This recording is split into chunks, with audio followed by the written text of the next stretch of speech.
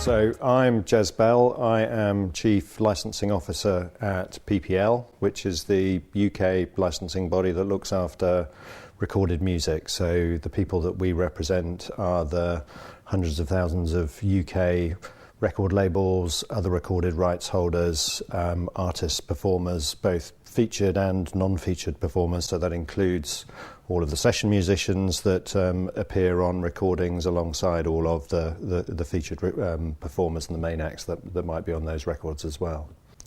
So PPL's main job is to license the public performance and the broadcast of recorded music. The first part of that, the public performance side of things, we have a joint venture with PRS, the other UK collective management organisation that looks after the publishers and the writers of music.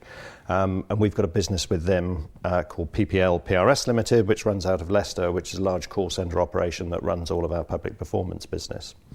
Our broadcasting business is run out of our office in London, and that covers a whole host of things, from the licensing of what you would expect, the big TV and radio broadcasters, through to a whole sort of plethora of new and interesting business models that are working around the radio and TV broadcasting space, including a number of online and mobile broadcast-like businesses.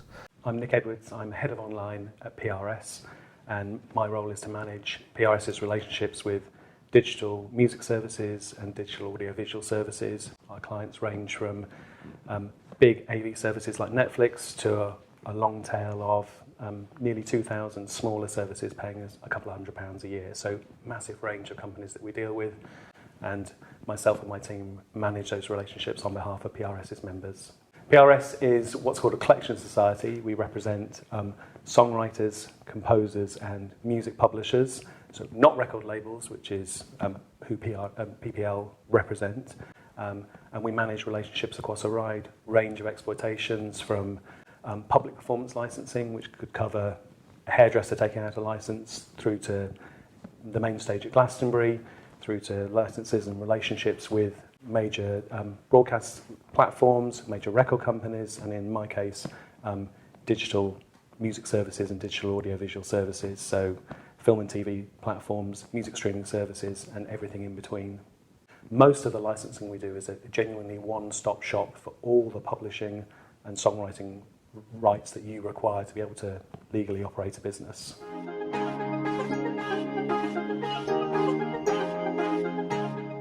So the difference in a record label and a publisher is that a publisher represents songwriters, the people that wrote the song. So if I sit down and write a song, then that copyright is administered by a publisher, and I'll join PRS, and wherever that song is played, whether it's my version or whether Ed Sheeran covers it and releases it, I'm still going to get paid if he's covering my song, because ultimately it's my song, but his recorded version. So publishers will look after the songwriter's interests and assign those, and the songwriter will assign those rights to PRS. Record labels will look after the interest in that particular recorded version of a song.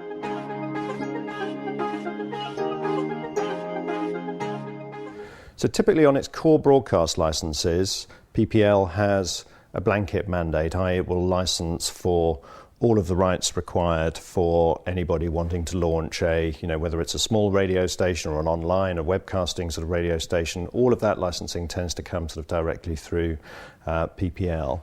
So within the bit that PPL licenses, there are a whole series of license schemes and tariffs that are available, and details of those are all available on our website, and we recommend people, when they're thinking about whether or not they might need to approach PPL or whether or not they need to go directly to the labels. First point of call is always to have a look at the website, ppluk.com, and to go through all of the information on there.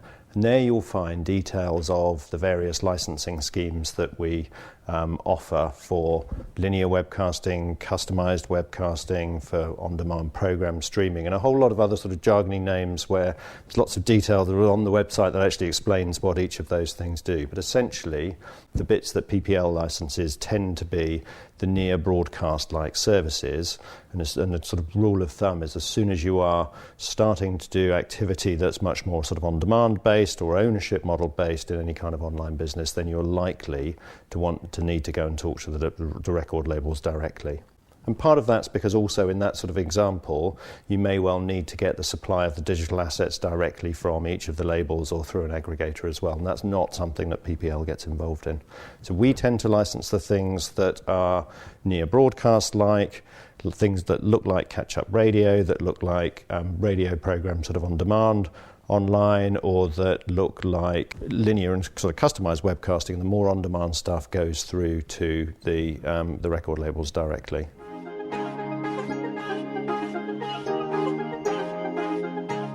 Usually, when there's a direct relationship with a publisher, it'll be one of two instances. The first is if you're offering a multi-territory music service where publishers have withdrawn their rights from the society network across Europe and tend to license directly.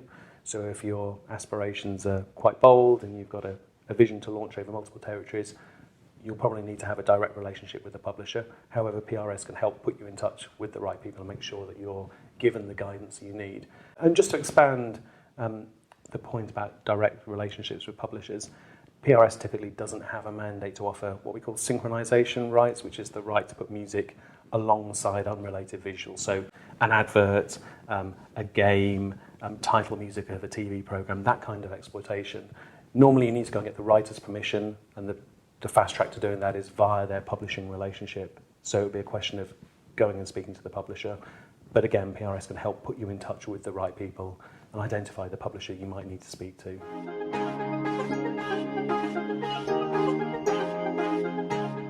So there are, of course, some situations where a startup might need a license both from PPL and directly from the labels. And the typical example then would be a mixed service that has a combination of sort of limited webcast type functionality or use of clips on a website that might fit very squarely within the type of tariffs that PPL licenses. And again, sort of recommend looking at the ppluk.com website to have a look and to see that, check the areas that they cover, but also as a combination of that service, either within the same service or within tiers of a service that's being offered. If there is more on-demand functionality or ownership functionality that's being offered, then it's quite possible that you will also need to talk to the record labels. And I think the one thing that we would stress is to try and have the conversation either with some of the record labels or with your advisors, or very definitely have a conversation with us early so we can help you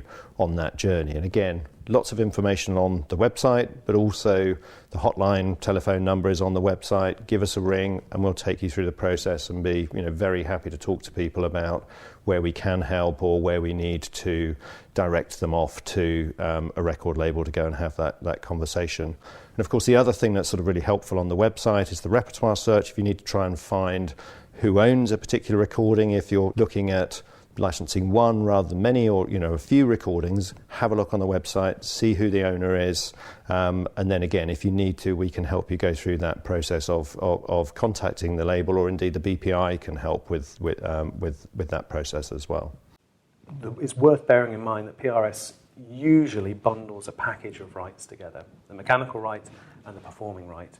Publishers administer the mechanical right, and you can clear that with them directly. But if you're hosting content on a website, even if you've cleared that track directly with a publisher, you still need to have a PRS license, and we can help cover the PRS element of the license requirements, the delivery of the content from A to B via our performing right licenses.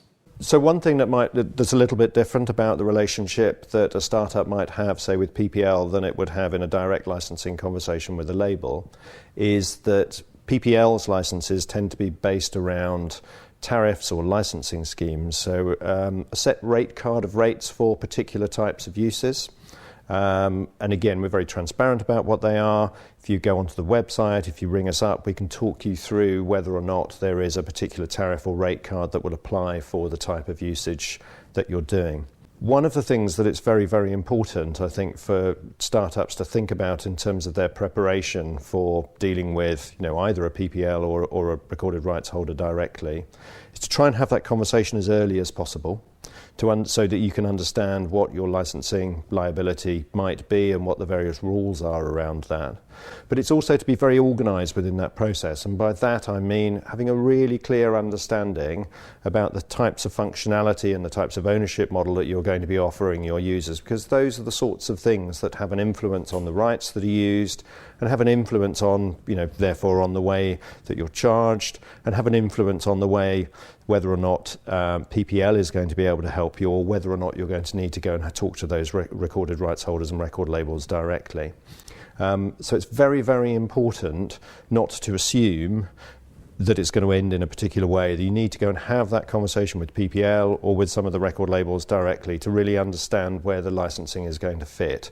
And I think a key part of that is not to assume that the rights that PPL has are the same rights that PRS have, because the two organisations do operate in very independent ways, and their licensing sort of structures and approaches are quite different. So it's very important early on to have both of those conversations and to go into them with a clear idea about what it is that you want to do with your business, so you can then talk through and understand what the rights picture is and where those licenses are going to need to come from.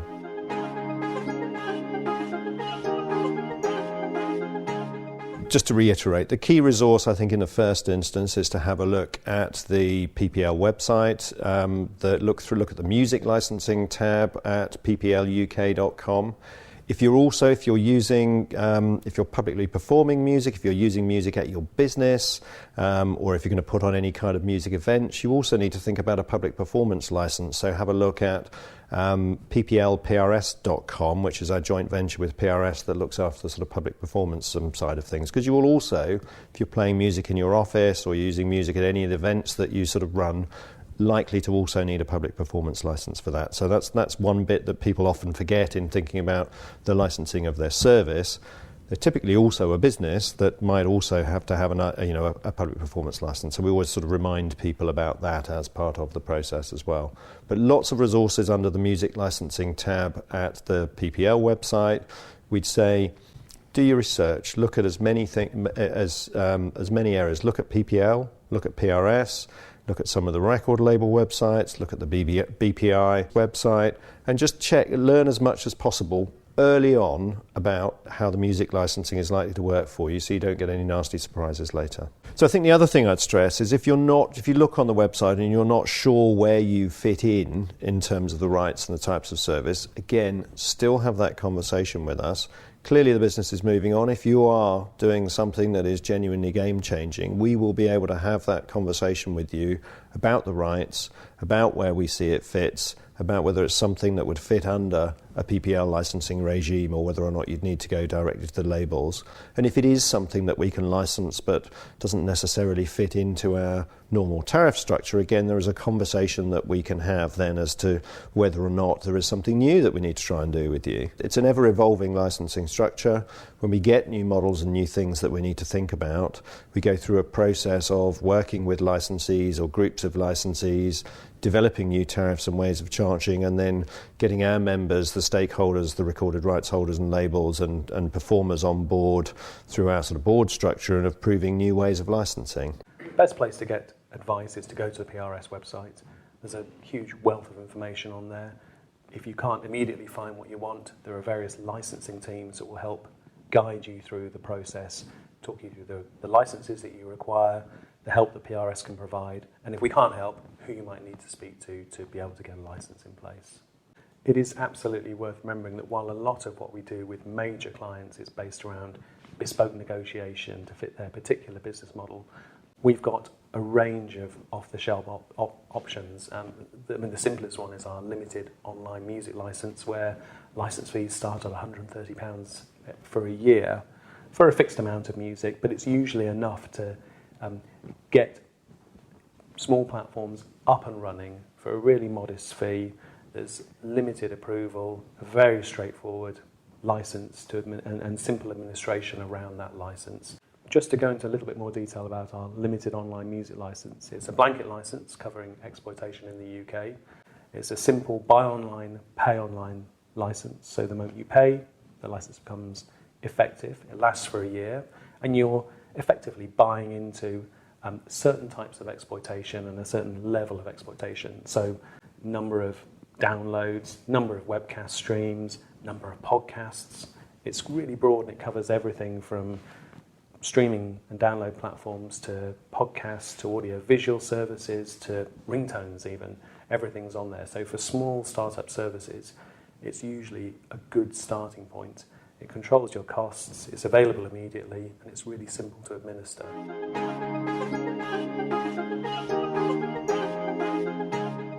Well, I suppose the first mistake is probably not to speak to PRS, who can offer this impartial advice and help guide you through the difficulties of obtaining licenses to use music in your digital startup. And it's really important to remember it's not, the licenses that we offer don't just cover pure music services. They cover podcasting services, they cover games platforms, film and TV platforms, anything that's any type of digital service which contains music would need to have a license from PRS. So come and speak to us in the first instance. In terms of common mistakes, I think just allowing enough time to ensure that you've got your licenses in place ahead of launch to make sure that you're fully compliant with legislation before launching your platform, but also to come in to talk to us about your business model and how we can help you, because while we've got a variety of off-the-shelf licenses that can be issued immediately, sometimes we need to go into further discussions and speak with our members to ensure that the licenses that we're offering are fit for purpose and cover all your requirements and work with your business model. The key one is probably leaving it too late. So not really understanding what they might need to do in terms of music licensing and then trying to do it very much at the last minute. You can get away with that if it's something that fits very closely under a PPL tariff, but if it's something that then is going to require you to go and do lots of deals with individual record labels, clearly, leaving something 2 weeks before you need to do the deal is not very sensible. So, we cannot ram home enough the point to have that sort of conversation early.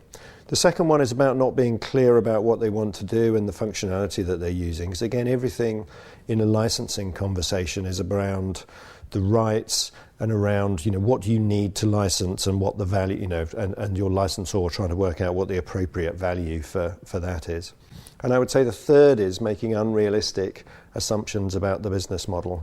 Clearly, if you're talking to somebody who's going to license your content and who has a licensing structure that's based around some sort of combination of a greater of a gross revenue and a per use, minimum fee, or a per subscriber per month minimum fee. If you've got a business model that really is not going to scale to enable you to actually pay that, then again, clearly there is an issue sort of somewhere along the lines. And it all goes back to understanding what you need to do, having that conversation early, and then trying to make sure that your business model and your sort of structure and the functionality and your offering to the end consumer is something that is actually licensable, in that you're going to be able to afford to pay the bills in terms to get the thing live. So it's that sort of combination of understanding, of timing, of being clear about your strategy and what you need to do. All very sensible things for startup businesses to think about, and we're very happy as an organisation to be involved in that sort of early process with you to explain whether or not we can help, or whether or not you need to then go off and talk to recorded rights holders directly about it.